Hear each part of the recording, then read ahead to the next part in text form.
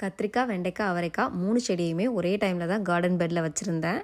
வெண்டைக்காய், அவரைக்காய் செடி நல்லாவே வளர்ந்துருச்சு. நிறைய காயுமே எடுத்தாச்சு அதிலிருந்து.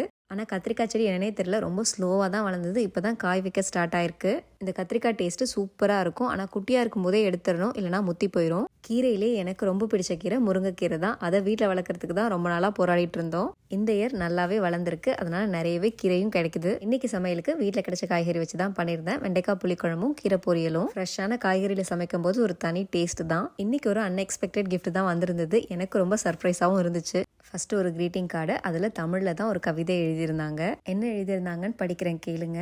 அன்னை தமிழை ஆர்வமுடனும் இன்பத் தமிழை ஈன்றவள் போலும் உளமாற நேசித்து ஊக்கமுடன் பயிற்றுவித்து என் தமிழ் பள்ளியில் ஏனி போல் தானமைந்து ஐயமின்றி நான் கற்க ஒருபோதும் சலிக்காமல் ஓராண்டாய் களிப்புடனும் ஔடதமளவு கண்டிப்புடனும் இருந்த என் அத்தைக்கு மற்றும் ஆசிரியருக்கு என் அன்பு கலந்த நன்றி. தமிழ் ஸ்கூல்லேருந்து வந்த டீச்சர் அப்ரிஷியேஷன் கிஃப்ட் தான். சூப்பராக எழுதியிருந்தாங்க. நான் அவளுக்கு சொல்லிக் கொடுத்ததும் உயிரெழுத்துக்கள் தான். அவங்க கோர்வையாக உயிரெழுத்துக்களில் எல்லாமே ஆரம்பிக்கிற மாதிரி தான் எழுதியிருந்தாங்க. அந்த கார்டை பார்க்கும்போது பயங்கர ஹாப்பியாக இருக்குது. இப்போ தான் இந்தியா போயிட்டு வந்திருந்தாங்க. அதனால் எனக்கு சாரியும் கிஃப்டாக கொடுத்துருந்தாங்க.